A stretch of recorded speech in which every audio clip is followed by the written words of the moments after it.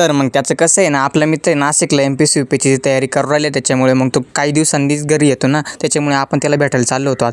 काय मग रस्त्याने जातच होतो की नाही, तितक्यातच आपल्याला डोगेश भाई पण भेटले. डोगेश भाईची लाईफ एकदम भारी आहे, मस्त झोपून राहतात दिवसभर आणि बसतात एका पट्ट्यावर. मित्राच्या घरी पोहोचताच समजलं की तू मामाच्या घरी गेलाय, त्याच्यामुळे म्हटलं आता मित्राला भेटायला वेळ नाही, पण मामाच्या पोरीला भेटायला बरोबर वेळ आहे त्याच्याकडे.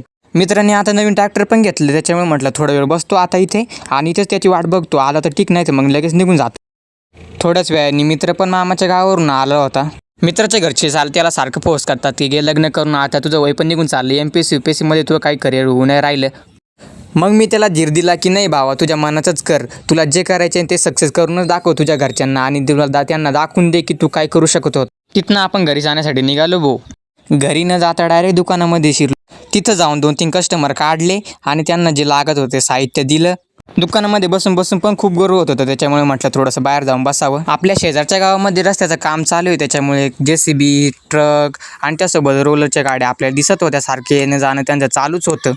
त्यांचं तर येणं जाणं चालूच राहणार. तोपर्यंत तुम्ही आपल्या व्हिडिओला लाईक आणि कमेंट आणि शेअर नक्की करा आणि आपल्या YouTube चॅनलला पण सबस्क्राईब करून घ्या असेच नवीन नवीन व्हिडिओ पाहण्यासाठी.